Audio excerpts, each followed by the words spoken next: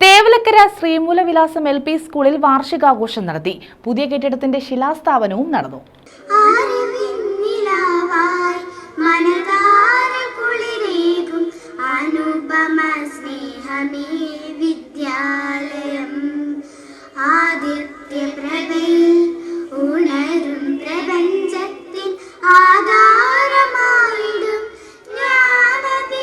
Padinjattakkara ശ്രീമൂലവിലാസം government LP സ്കൂളിലാണ് വാർഷികാഘോഷം നടത്തിയത്. Sreemoolam fest എന്ന പേരിലായിരുന്നു പരിപാടി.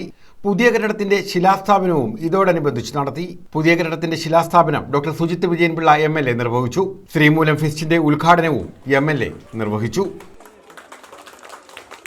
3.5 ലക്ഷം കുട്ടികളുടെ കുറവാണ് സംസ്ഥാനത്തുണ്ടായിരിക്കുന്നത് പുതിയ അഡ്മിഷൻ.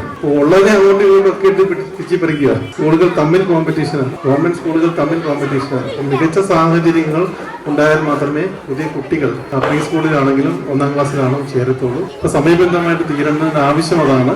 SMCയുടെയും HMന്റെ അധ്യാപകരുടെയൊക്കെ താല്പര്യം അതുകൊണ്ടാണ്. അതുകൂടി മുൻനിർത്തിക്കൊണ്ട് നമുക്ക് പ്രവൃത്തി എത്രയും പെട്ടെന്ന് പൂർത്തിയാക്കുവാനുള്ള പരമാവധി ശ്രമങ്ങൾ ഉണ്ടാക്കിക്കൊണ്ട് മികച്ച ഭൗതിക സാഹചര്യം വരുന്ന തലമുറയെ വാർത്തെടുക്കുവാൻ വേണ്ടി അശ്രാന്ത പരിശ്രമം എല്ലാവരുടെയും ഭാഗത്തുനിന്നുണ്ടാവും. തദ്ദേശീയ സ്ഥാപനങ്ങളെല്ലാം ആ രീതിയിൽ, പ്രത്യേകിച്ചും തേവലക്കര പഞ്ചായത്ത് വലിയ രീതിയിൽ ഇതുമായിട്ട് സഹകരിക്കുന്നുണ്ട്. വാർഡ് മെമ്പറുടെ മുഴുവൻ സമയം പ്രവർത്തനമുണ്ട് എന്ന് നമുക്ക് തന്നെ ബോധ്യമുള്ളതാണ്.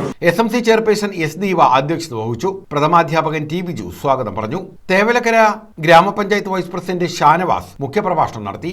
Karunagappally taluk library council secretary Vijayakumar വിശിഷ്ട അതിഥിയായിരുന്നു. ജില്ലാ പഞ്ചായത്ത് അംഗം S. സോമൻ കലോത്സവ ശാസ്ത്രമേള വിജയികളെ അനുമോദിച്ചു.